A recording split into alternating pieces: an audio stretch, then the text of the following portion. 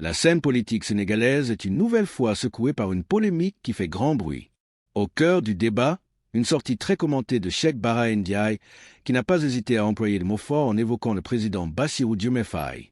Une déclaration qui, en quelques heures, a enflammé les réseaux sociaux, provoqué des réactions passionnées et relancé les discussions autour de l'équilibre du pouvoir au sommet de l'État. En qualifiant le chef de l'État de bébé de l'année, l'analyse politique a déclenché une vague de critiques, mais aussi de soutien.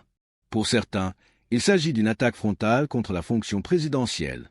Pour d'autres, c'est simplement l'expression d'une opinion dans un contexte politique marqué par de fortes tensions et des rivalités persistantes.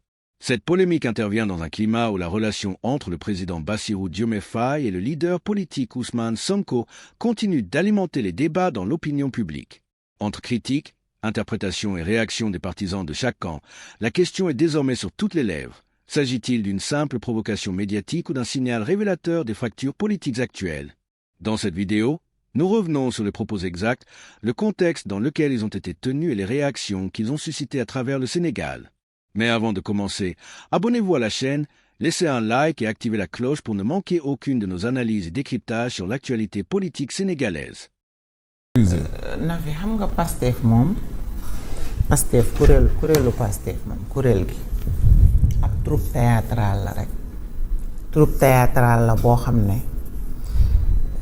comédiens yi gën a aay ci insolence ñoo fa daje. te nañu jàpp ne nag jeexagut de chaque jour wala chaque semaine wala chaque weer épisode bu bees dina am producteur bi nag mooy le président de la république moom dafa sonnagul rek bu sonnee defe naa ne fa mu war a jaar dana fa jaar parce que nag booy produire ab théâtre boo xam ne bés bu set mu lay dénigrer di dal ci sa kaw di la offenser dafay baax nag ñu def ay actes parce que yaakaaruma ne impunité war na egg foo xam ne député day taxaw ci hémicycle bi di saaga président de la république saaga laa ko mën a jàppee man. saaga laa ko jàppee parce que non seulement Fofana wax na ko dafa Cheikh Bara dafa def hors sujet déjà parce que. il y avait aucun rapport. il y avait aucun rapport la ñu doon wax san ban liaison la am ak le président de la république. di menacer waat. et puis pourquoi ces menaces mu di ko jël di ko teg ci kaw suñu njiitu réew. et puis moom bébé de l'année moom est-ce que du moom mooy bébé de l'année tamit Bara est-ce que du yaay bébé de l'année yow. Bara da nga xëy rek ne capp suñu kaw ñu teg la ci ay liste xamuñu à chaque fois soo waxee nit yi dañuy rus à chaque fois soo waxee loxo dar gémmiñ nit ku nekk ni nga toll ngay defee Fofana wax na ko nga tuuti parce que yenn wax yi moom nit bu tuuti rek moo koy wax parce que nit bu mat sëkk fees place am na yoo xam ne da koy jombale boppam bi ci topp mooy déroulement wu assemblée nationale jaruma si dellu si waat sax Fofana wax na ko lan moo tax député buy déraper di wax yenn yi duñ ko artu. ouais.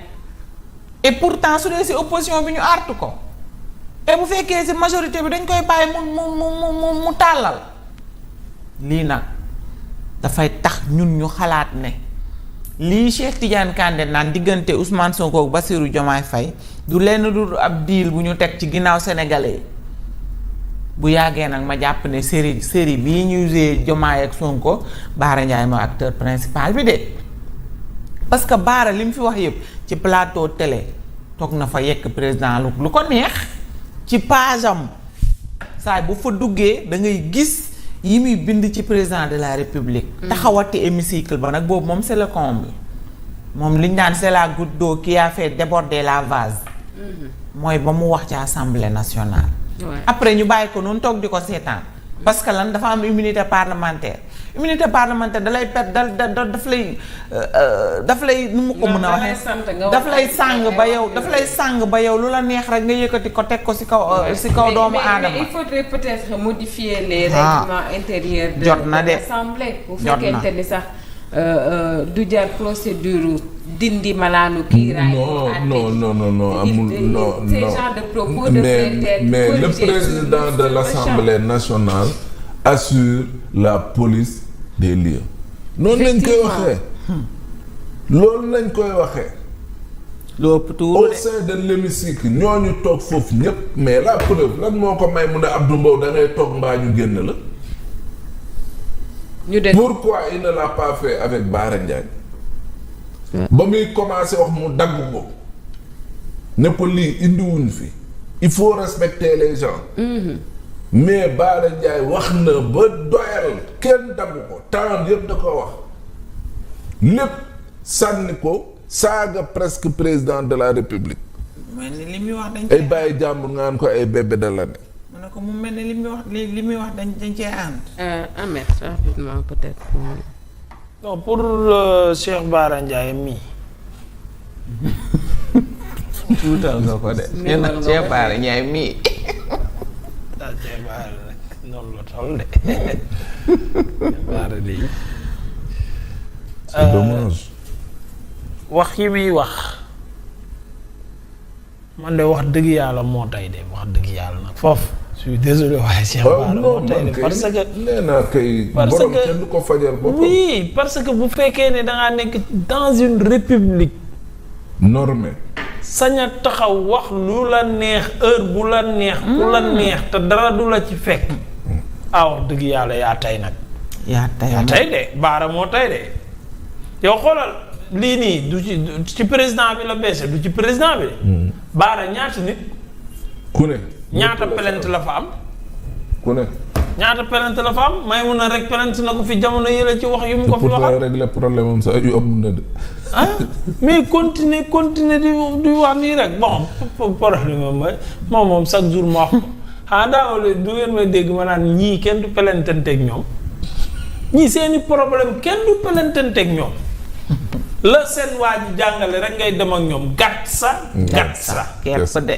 loo leen xamal ci lu ñaaw buñ la ko waxee nga wax leen lu ko ñaaw noonu donc ngay dëkkeek ñoom ñu may la jàmm ngay nekk fii di moraliser di jaay ay kii wëg ñu toog sa diggu bopp bi teg fa ñànkatag buñ paree biir buy daw ba ñu wàcce ko fa seen yoon du ci nekk te et puis li ngeen wax rek li la ci naqari rek moom mooy fi mu koy waxee hémicycle man ki muy waxal moom na régler boppam problème parce que man doo nekk le gardien de la constitution le chef suprême des forces armées sa kër la fa nekkul sama kër li lay garder wu ma di siège conseil supérieur de la magistrature dañuy waxal la nga naan muñ la leen man ma ciy xataraay du ma ci xataraay hémicycle ba mu koy waxee rek a ma metti ay nit toog fa di ko seetaan au-delà de président bi mais man du ma ne même bu ñu nekkoon ay collègues de frères de parti nga nekk sama collègue député am yoo xam ne da ngay taxaw di ko wax ci hémicycle bi ma saawaay ma remonter la les bretelles wax la ne lii non seulement da lay tuutal mais dañuy tuutal ñun waa parti bi mais daf ñuy tuutal ñun waa hémicycle bi non dañ ko ovationné sax. oui mais ñoom ñëpp a yem comme ñoom ñëpp ñoo yem. autres députés moom je ne sais pas si c'était de leur ressort d'applaudir ce genre de propos. non parce que nag bu Bara xëyee xaste la ñu xam ba wax lu toll noonu bu amoon réaction bu négative vis-à-vis de la salle xëy na il se serait rendu compte qu'il était peut-être en train. Diomaye xaj na daa amul doom ju mag moo tax bu mën a dem kër Bara Ndiaye. fii am na ñoo xam ne de seen bàyyi ku ko saaga. nga xam ne lépp dëgg la. non mooy moom kañ doy na waar mu ngi mel ni comme député boobu rek ngay wax noonu. député boobu noonu par exemple da ngay gis benn nit taxaw di xas Babacar Ngom je prends cet exemple là parce que moom moo concret léegi yow kooku maanaam à part jour boobu kan moo ko xam fii. kenn xamu ko woon sax avant. àggaguma ci parce que baayu jàmbur lay wax àggaguma ci baay mais avant jour boobu moom ku ko xam. kenn xamu ko. léegi yow kooku. man ba tey jàpp oui parfois loolu la quoi li foofu wax maanaam parfois kooku kenn ci njabootu Babacar Ngom ne va pas se rabaisser aussi bas que lui pour di wax ak moom kenn du wax ak moom kenn du ko tontu mais da ngay am lu la naqari intérieurement parce que fii lañ mujj Sénégal fii la mujj ay nit taxaw ci hémicycle mais des champions après da ngay comprendre nag lu tax ñii bi ñu jiitee ngi réew mi économie bi forcément il faut mu daanu parce que des références des champions des milliardaires yoo xam ne dañoo liggéeyal réew mi ba yóbbu ko fii am ay milliers d'employés. ay nit sañ a taxaw di leen wax naka sudul noonu ci sa assemblée nationale. yow assemblée nationale yooyu la ñuy fayeeku yëpp amaana la ca Babacar Ngom Sedima di participer yow participer woo ko ci ndax ay impôt ki taxam. premier ministre bi kazaalika keneen ak keneen la donc kooku li muy def ci réew mi yow defoo ko fi say moroom defuñu ko fi. vraiment dommage waaw bu ma continuer dinaa wax leneen